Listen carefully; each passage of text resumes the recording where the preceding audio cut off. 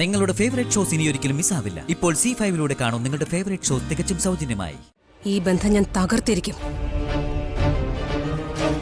അത് മാത്രമേ ഉള്ളൂ എന്റെ മനസ്സിൽ. ഇനിയിപ്പോ എന്ത് ചെയ്യണം നിന്റെ പ്ലാൻ?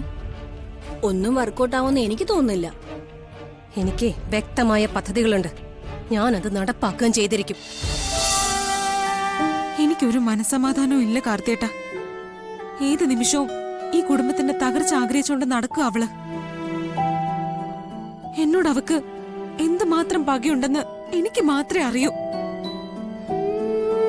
മനസ്സിൽ ഇത്രയും ദുഷിപ്പമായ ഒരാള് കഴുകനെ പോലെ ചുറ്റി നടക്കുമ്പോ എനിക്ക് എങ്ങനെ മനസ്സമാധാനം ഉണ്ടാവാനാ? ഇതൊന്നും കാർത്തിയേട്ടന് മനസ്സിലാവുന്നില്ലല്ലോ എന്ന് ഓർക്കുമ്പോ എനിക്ക് ആകെ വട്ടുപിടിക്കുക. മീനാക്ഷി എന്താ വിചാരിച്ചിരിക്കുന്നത്?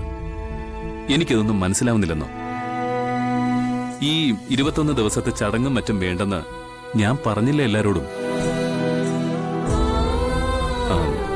അതുപോലെ നിർബന്ധിച്ചത് കൊണ്ടല്ലേ ഞാൻ ഇതിനൊക്കെ നിന്ന് തന്നത്.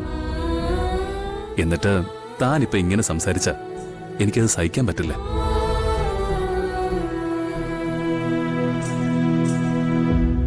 നമ്മുടെ കുഞ്ഞിനെ ഓർത്തിട്ട്, അല്ലെങ്കിൽ അവളെ കാണിച്ചു കൂട്ടുന്നതിനൊക്കെയുള്ള എന്റെ റിയാക്ഷൻ ഇങ്ങനെയൊന്നും ആയിരിക്കില്ല. എനിക്ക് പേടിയ. അവൾ എന്തിനും മടിക്കില്ല. നമ്മളെ രണ്ടുപേരെ അകറ്റാൻ അവൾ എന്ത് നെറുകെട്ട പണിയും ചെയ്തു എന്ന് വരാം. അങ്ങനെ ആരെങ്കിലും വിചാരിച്ച തകരുന്ന ബന്ധമാണോ ഇത്? അവൾ ഓരോ തന്ത്രങ്ങളുമായിട്ട് വരട്ടെ. ഒന്നും ഇവിടെ ഏൽക്കാൻ പോകുന്നില്ല. ആരൊക്കെ എന്തൊക്കെ ചെയ്താലും ഞാൻ എന്നും നിന്റെ കൂടെ തന്നെ ഉണ്ടാവും, നിന്റെ ഭർത്താവായിട്ട്.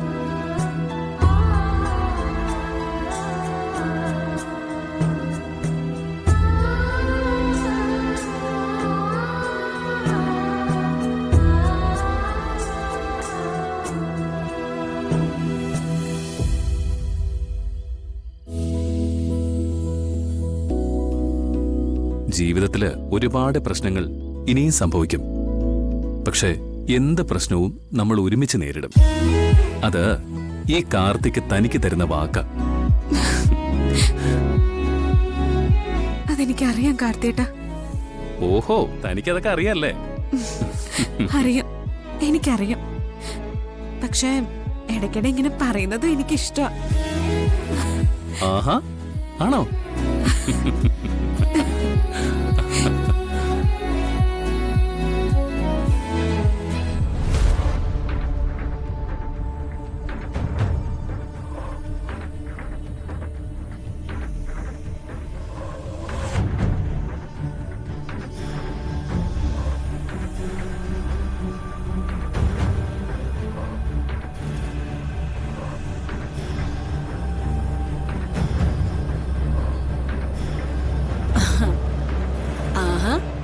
നീ ഇവിടെ പല്ലു ഇറുമിക്കൊണ്ട് ഇങ്ങനെ നിന്നോ?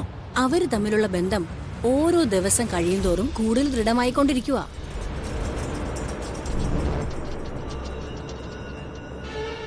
എത്ര ദൃഢമായാലും ഈ ബന്ധം ഞാൻ തകർത്തിരിക്കും. അത് മാത്രമേ ഉള്ളൂ എന്റെ മനസ്സിൽ.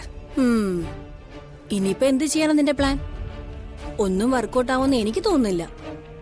എനിക്ക് വ്യക്തമായ പദ്ധതികളുണ്ട്. ഞാനത് നടപ്പാക്കുകയും ചെയ്തിരിക്കും. എന്ത് പദ്ധതി? അതൊക്കെ ഉണ്ട് കുഞ്ഞമ്മായി, ഞാൻ പറയാം. വാ.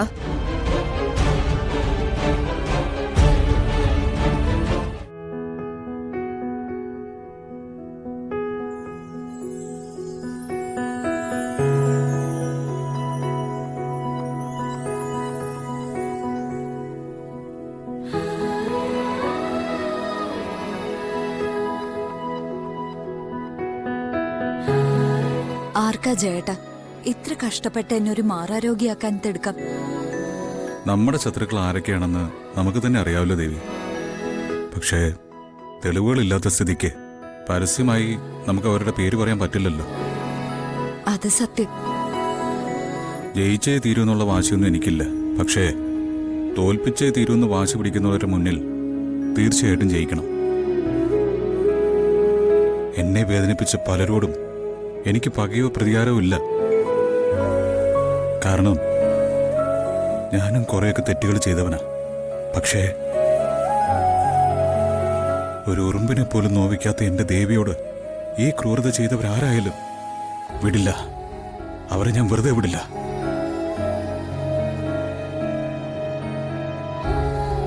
പോട്ടെ ചേട്ടാ, ഓടുന്നവനും ഓടിക്കുന്നവനും ഓട്ടം തുല്യമാണ്. പക്ഷേ ഇതൊക്കെ ചെയ്യുന്നവന് ദൈവം തന്നെ അതിന്റെ കൂലി കൊടുക്കും. വിട്ടേക്ക്. എത്ര വേദനകൾ അനുഭവിച്ചു ദേവി ഞാനും. ദേവിയല്ല കരഞ്ഞത് ഞങ്ങളാ. എന്റെ ദേവിക്ക് ക്യാൻസർ ആണെന്നാ സ്കാൻ റിപ്പോർട്ട്. ചെമ്പകമംഗലത്ത് 1-2 പേരൊഴിച്ച് ബാക്കി എല്ലാവരും തകർന്നു പോയില്ലേ?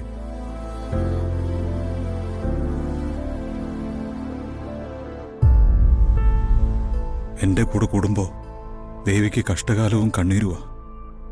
പണ്ടും ഇപ്പോഴും ശാന്തമായ അവസ്ഥയിൽ ജീവിക്കാൻ നമുക്ക് കഴിയില്ലെന്നവരെ ഞാൻ ഓർത്തുപോയി.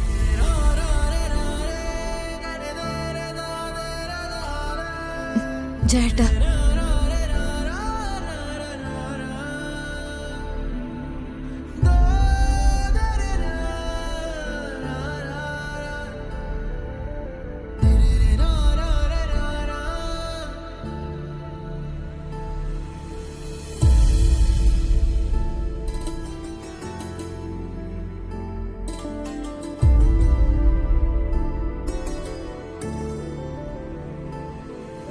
ദേവിയില്ലാത്തൊരു ജീവിതത്തെക്കുറിച്ച് ഒരിക്കലും എനിക്ക് ചിന്തിക്കാൻ പറ്റില്ല.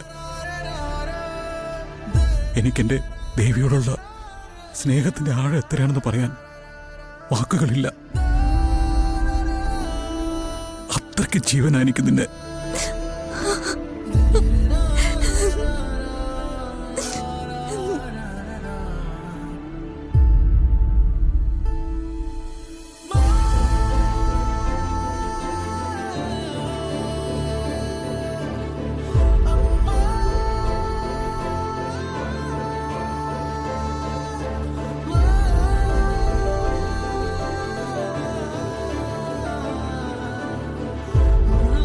ചേട്ടൻ എന്നോടുള്ള സ്നേഹത്തെ പറ്റി ചേട്ടൻ ഇനിയൊന്നും പറയണമെന്നില്ല. അതെനിക്കറിയാം. എന്റെ പിടിപ്പുകേടുകൊണ്ട് ചേട്ടൻ മാധുരി വിരിച്ച വലയിൽ വീണത്. അതും ദൈവത്തിന്റെ ഒരു പദ്ധതിയായിരുന്നു എന്ന് നമ്മൾ മീനാക്ഷിയിലൂടെ തിരിച്ചറിഞ്ഞില്ലേ?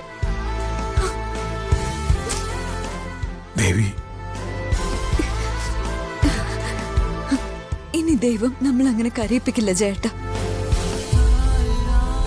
കാരണം നമ്മൾ അത്രയേറെ കരഞ്ഞു തീർത്തില്ലേ?